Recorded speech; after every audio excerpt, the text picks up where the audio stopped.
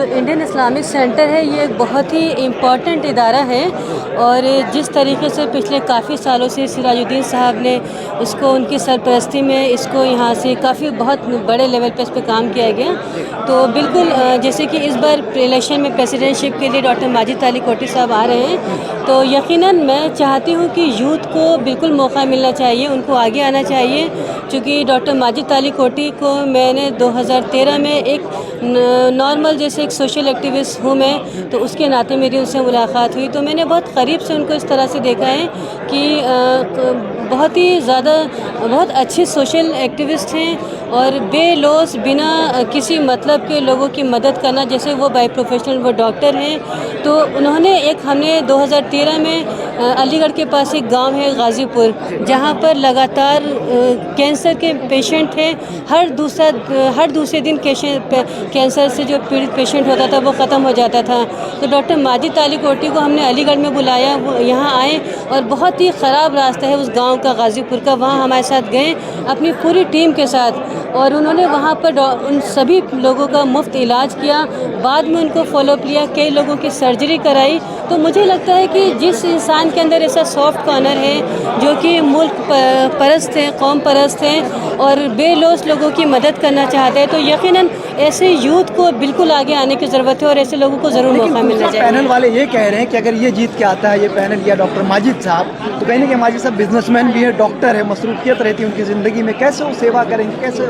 देखिए, अगर वो एक बिजनेस पर्सन भी है कैसे और एक पॉलिटिक्स से भी वो मैं कहीं ना कहीं इन्वॉल्व है, तो मैं कहती हूँ कि ये तो हमारे पास एक मल्टीपल एक कहते हैं ना एक बंच ऑफ फ्लावर हमारे साथ एक ऐसा आ रहा है जिसको पॉलिटिक्स की भी नॉलेज है, जो बाय प्रोफेशनल डॉक्टर भी है और जो इस वक्त के साथ भी चल रहा है। तो मुझे लगता है बिल्कुल ऐसे मल्टीपल पर्सन अगर कोई हमारे साथ आता है इंडियन इस्लामिक सेंटर में एज ए प्रेसिडेंट के, तो यकीनन 10 गुना हमें लगता है कि आगे हमें और बेहतर और बढ़ावा। इस्लामिक सेंटर,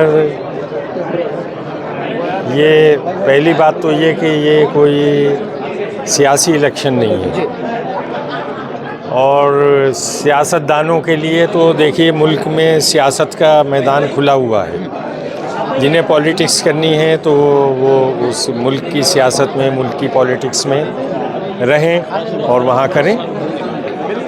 हम साथ दें ना दें वो बात अलग होती है। आप कह रहे हैं कि ये अब रहा इस्लामिक सेंटर का जहाँ तक सवाल है, तो इसमें उन लोगों को जीतना चाहिए कि जिन्होंने खिदमात अंजाम दी हों, सर्विसेज दी हों, इसके इस्टेब्लिशमेंट में रोल प्ले किया हो, जिन्होंने ऑनेस्टली काम किया हो, जिन्होंने कभी इससे कोई पर्सनल बेनिफिट ना लिया हो, वो लोग के जो इसमें आँख बंद करके इसकी तरक्की के लिए काम करते रहे, या जिनके पास फ्यूचर प्लान है। फ्यूचर प्लान वो वाला ना हो कि हम सियासत में पिट चुके हैं, हम पिटे हुए मोहरे हैं, हम वहाँ बैठेंगे तो बैठकर हम अपनी दुकान चलाएंगे। तो जो मुख्तलिफ़ बाज़ारों में जो मोहरे पिट गए, उनको इस्लामिक सेंटर से को अड्डा बनाने से दूर रहना चाहिए। मेंबर्स को भी चाहिए कि नॉन पॉलिटिकल लोगों को ये हाथ में कमान दें और ऐसे लोगों के हाथ में कमान न दें कि जो ओन इंटरेस्ट रखते हों, ज़ाती मफाद रखते हों, कोई स्वार्थ उनका जुड़ा हुआ हो, कोई उसके पीछे उनकी कहानी तैयार हो, ऐसे लोगों को न दें। आप नॉन पॉलिटिकल लोगों की बात कह रहे हैं, लेकिन दूसरे ग्रुप वाले ये आरोप लगा रहे हैं इस ग्रुप के बारे में, राजकुरेशी ग्रुप पे, कि अगर जीतते हैं दोबारा तो किसी एक तबके का यानी किसी एक ग्रुप का यहाँ पे हावी हो जाएंगे, किसी ग्रुप का कब्जा हो जाएगा। देखिए, ग्रुप कोई होता ही नहीं है। अभी पैनल बने हैं, कोई कहीं से आया, कोई कहीं से आया, आके एक पैनल बन गया, पैनल बन के एक पैनल, हर आदमी का, हर कैंडिडेट का पैनल लड़ रहा है इसमें। माजिद साहब को किसी ग्रुप के साथ जोड़ा जाए और रहा सवाल ये कि अगर डॉक्टर माजिद को कोई किसी ग्रुप से जोड़ रहा है, तो जो जोड़ रहा है वो खुद कौन सा दूध का धुला हुआ है। और इलेक्शन में ये इल्ज़ामात लगते हैं, जब अपनी हार को देखता है आदमी तो फिर बेबुनियाद और बेसलेस एलिगेशंस पर उतर आता है। और ये इलेक्शनों की बहुत पुरानी कहानी है, ये कोई नई नहीं है। इलेक्शन में अगर कोई खाने काबे का इमाम भी आएंगे तो लोग उनके खिलाफ भी कुछ ना कुछ निकाल देंगे कि वो ये उनमें किसी जामा मस्जिद के इमाम आएंगे तो उनको भी कुछ ना कुछ कमी निकाल देंगे।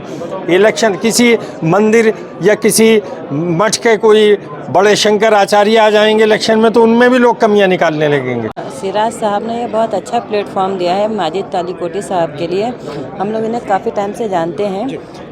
बहुत ही अच्छा काम करेंगे, उम्मीद है इनसे, क्योंकि इन्होंने जो इनके काम किए इन्होंने गरीबों के लिए और बेलॉस इन्होंने जो खिदमत करी है कल्चर्स के इस्लाम के लिए, तो ये इनका मेरे ख्याल से लगता है हमें कि ये हमारी इस कल्चर के लिए बेनिफिशियल रहेंगे, इस्लामिक कल्चर के लिए। ये दूसरे ग्रुप ये आरोप लगाते हैं कि 20 सालों में बहुत सारी चीज़ों को बेकार कर दिया, ख़राब कर दिया और बेहतर हो सकता था। देखिए, हम किसी के आरोप को तो कुछ नहीं कह सकते। बहुत से लोग हैं जो दूसरों को गलत ही कहते हैं, तो हमें ये सब चीज़ें नहीं सोचनी चाहिए। हमें सामने वाले के लिए जो उम्मीदवार है उसके लिए उसके अच्छे काम क्या रहे हैं, उसका क्या अच्छा अपनी लाइफ में उसका अचीवमेंट रहा है, उसने अपनी ज़िंदगी को किस तरह से गुजारा है, हम उस हिसाब से देखते हैं।